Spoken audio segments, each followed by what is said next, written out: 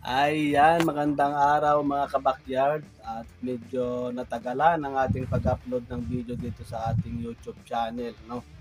So ngayon mga kabakyard ay gusto kong sagutin yung mga nagtatanong dahil nung last na nag-upload tayo dito mga kabakyard ay pinag-usapan natin itong tungkol dito sa Promotor 43 na ngayon ay mabenta na dito sa ating pwesto mga kabakyard. So, mas maganda talaga na nag-share tayo sa ating mga kaibigan at mga taga-subaybay dyan na kagaya nating nagmamanok din. Na mag-share tayo ng ating nakaalaman para nang sa ganon, hindi sila mapag-iwanan pagdating sa mga big time na naghahanda ng kanilang mga alaga. So ngayon nagiging patas yung taghahanda. Dahil kung maganda yung manok mo, tapos hindi mo naman alam yung sistema ng paghahanda, hindi lalabas yung ability o yung skill ng ating mga gamit ng manok mga kabakyard, no? Kahit ano pa yan, kahit anong bloodline pa yan, pagka hindi natin bigyan ng tamang pag-aaruga at paghahanda sa ating mga alagang manok ay useless mga kabakyard. So ngayon ang tinatanong nila kung paano daw ba ito ginagamit, dahil nandun naman sa paliwanag ko pero ewan ko lang kung hindi pa nila naintindihan.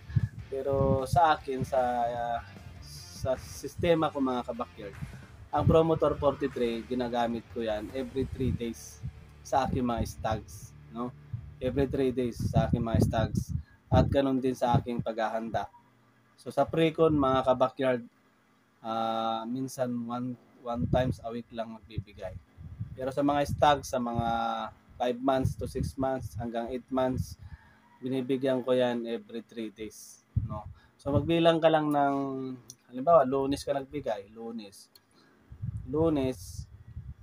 nagbigay ka hapon, Merkules, Huwebes, Biyernes, Lunes, Martes, Merkules, Huwebes. So Huwebes ka ulit magbibigay mga kabakyard. So 2 araw lang yung pagitan. So every 3 days. Tuwing ikatlong araw, magbibigay ka ulit. So ganun ang ginagawa ko mga kabakyard sa mga stocks ko. Kaya yung mga kaibigan ko nagtataka doon sa mga 4 months, sa mga 5 months ko na maganda na yung katawan, buo na. So malapad na yung katawan.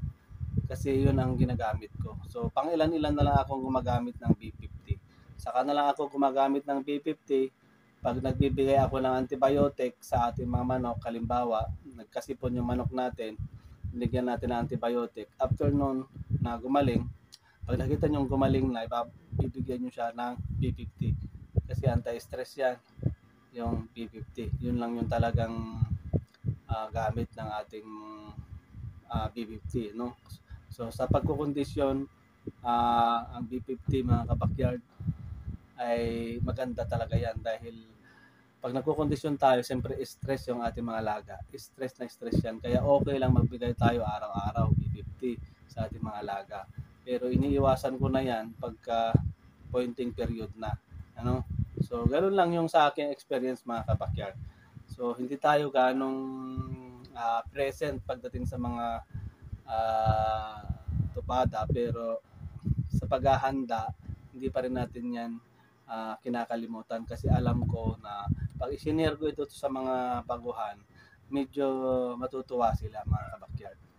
So yun yung mga gusto kong gawin dito sa channel natin, na yung mga baguhan magkaroon ng konting idea. Hindi naman siya full-time na idea na marami kang malalaman, pero sa pakonti-konti kong pagsishare dito ng video is magkakaroon talaga ng idea o kaalaman yung mga bago nating subscriber.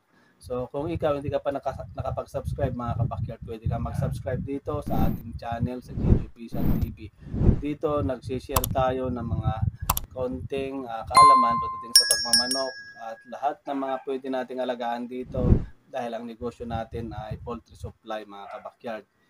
So yun lang mga kabakyard, at na-explain ko naman na siguro sa inyo. Every 3 days sa Promotor 43, pag stag pa lang, dahil nakakatulong yan sa paghubog ng kanilang katawan, paghubog ng kanilang maturity, pampalakas ng immune system, at bukod doon, pampaganda ng tubo ng balahibo pagka ito ay naglulugon. At ulitin ko, bago nyo supplyan o bigyan ng promoter 43 yung mga alaga pag naglulugon, ay pag nagtumubo na. Pag tumubo na mga kabakyard. Kasi pag tumubo na yung kanilang buhok, napapabilis nito yung paghaba, no? At makikita nyo, mapapansin nyo, ang buhok nila is makinang, no? So, yun mga kabakyard. At sa B50 mga kabakyard, isali na rin natin yung B50. Yung B50 mga kabakyard, pwedeng everyday pagka ginagamit natin sila sa training. Pero once a week pagka naka-precon at bulto ang katawan. Pag bulto ang katawan ng manok ninyo mga kabakyard, huwag nyo lang bigyan lagi ng vitamins. Pwedeng may immune ang ating alaga. So, pagka bulto na ang katawan, wala ka nang hanapin, nandun na yung magaan, nandun na yung piprecon mo na lang yan, hihintayin mo na lang kung kailan mo siya dadalhin sa sabungan. Ayan. So, wag mo nang palaging bigyan ng P50, no? Gagawin na lang ninyo mga kabakyard, bigyan nyo na lang siya ng mainam at masarap na patuka. So dahil sa patuka, nakukuha na rin ng ating mga alaga yung mga vitamins na kailangan natin.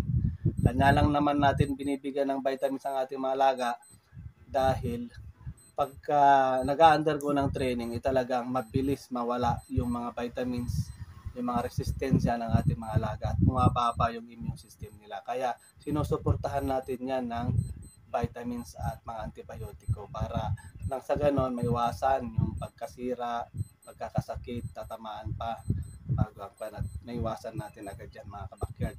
So, yun lang mga kabakyard. Pwede kayong magtanong kung ano pa yung gusto nyong itanong dito sa ating channel. Sasagutin natin yan mga kabakyard. At ayon lang din sa ating sistema. At disclaimer, hindi po ako nagpo-promote ng anumang produkto.